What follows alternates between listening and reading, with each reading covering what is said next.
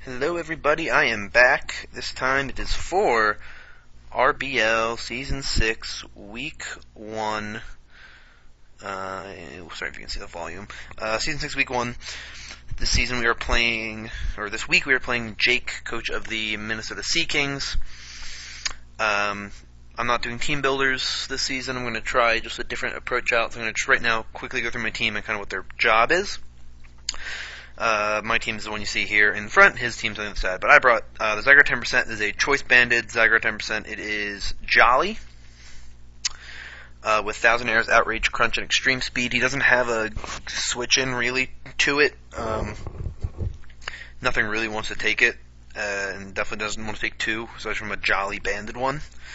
So that's why I'm running that. And I have Specs, Tapu Koko.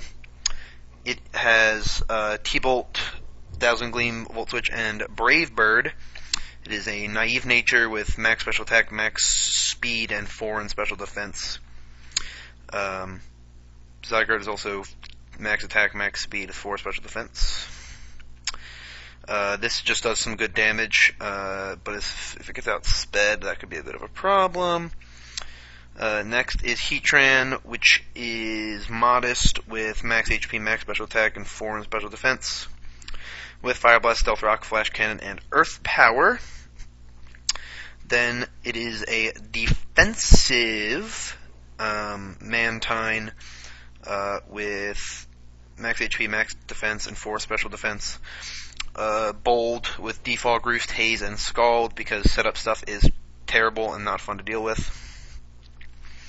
Then I have the Mimikyu, which has the Focus Sash.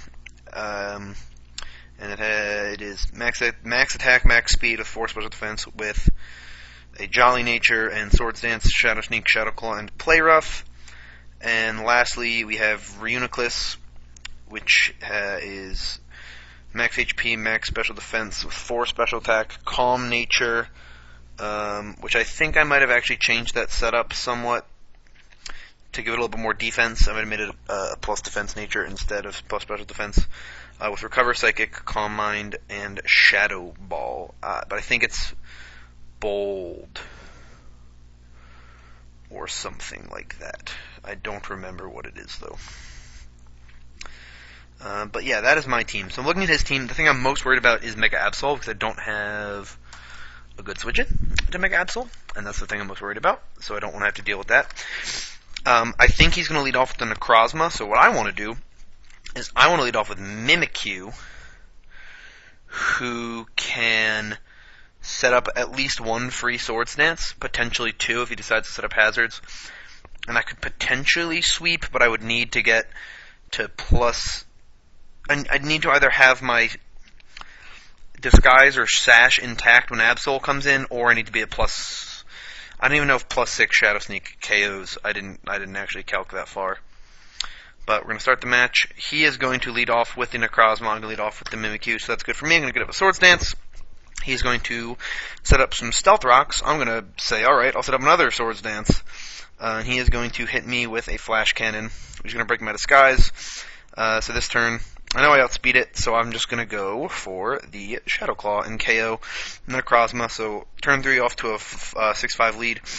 He's going to bring out his Roserade. The only thing that KOs is Shadow Claw. He's going to go for the Sludge Bomb. It's not going to kill, but it is going to break my Sash. Shadow Claw will kill, though.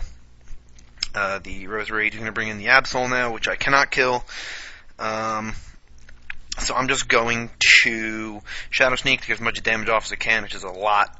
And the knockoff's going to come through. So it's now 5-4 in my favor. I'm going to bring in Zygarde 10%. And I am going to go for, I think, the 1,000 arrows. He brings in the Frost Lass. I'm going to go for the Extreme Speed. I'm going to switch out and bring in Heatran. Heatran can switch into this thing for free, pretty much. Ice Beam's going to come through. Going to do 0. And he is going to want to switch out. He's going to bring in Gyarados. And he's going to get the Intimidate. I'm going to go for the Stealth Rocks.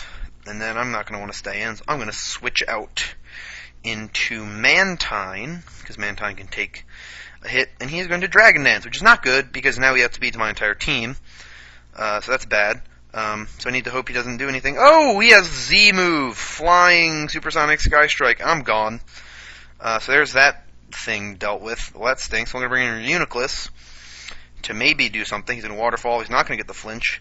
I'm going to go for the Calm Mind. Now, right here, not my smartest play. I should have Psychic there. I didn't because it didn't do enough damage to the point where a Zygarde Extreme Speed would KO.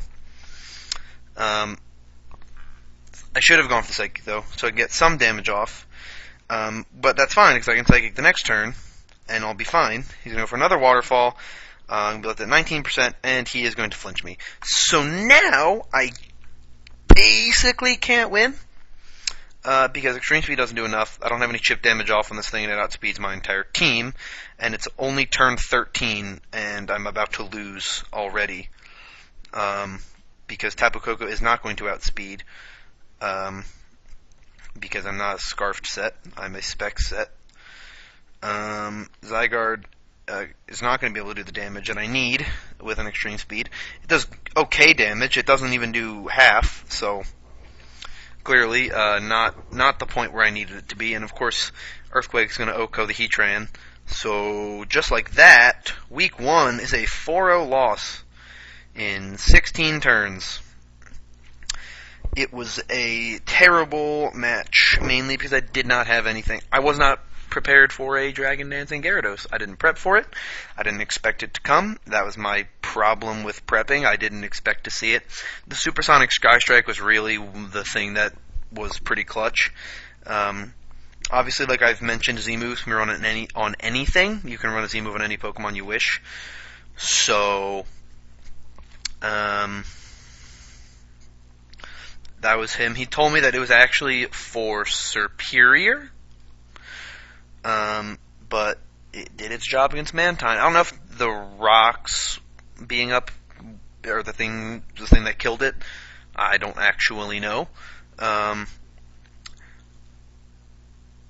could have gone for the damage with Heatran instead of going for the rocks, but for some reason I wasn't expecting the Dragon Dance. I think ultimately I should have just gone for the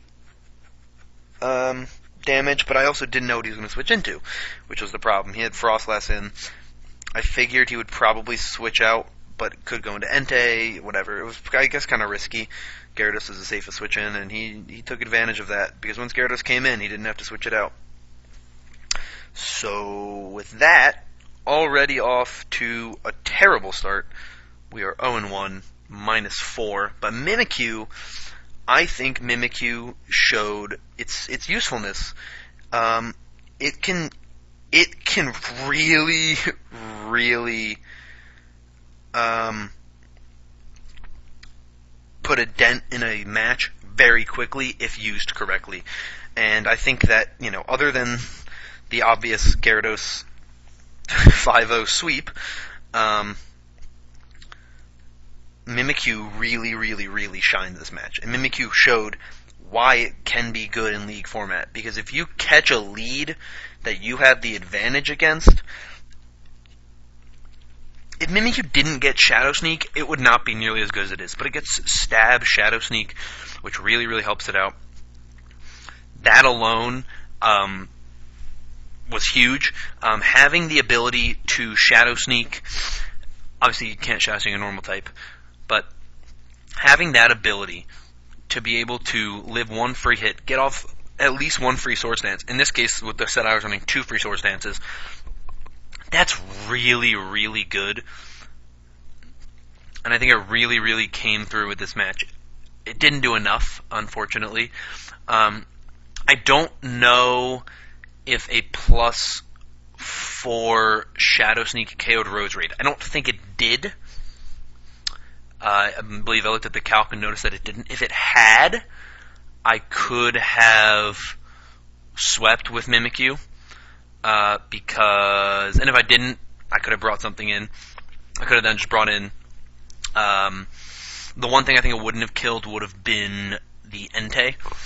I think I could have potentially killed Gyarados. Maybe not, because of, what's it called? Intimidate. But you have to realize is that what would have happened is, if he came into Gyarados, you're still taking a +3 or +5 depending on how many Sword Stances I manage to get up, which I probably would not have gotten an extra one up. You're going up against a +3 or +5 Mimikyu with Shadow Sneak. If I was at +3, I'd still have my Focus Sash intact. Plus, I'd have an Extreme Speed Zygarde in the back. And if you don't Dragon Dance, then I also have a Tapu Koko that outspeeds. So, if Shadow Sneak would have KO'd Roserade, which I don't believe it did. I haven't run the calcs again, but I'm pretty sure it did not KO at +4 at max HP.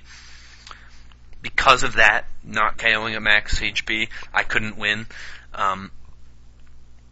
But it was still, I think, a good thing for Mimikyu, and it made me feel pretty good, even though end of the match didn't. The beginning of the match, I did really, really think was a good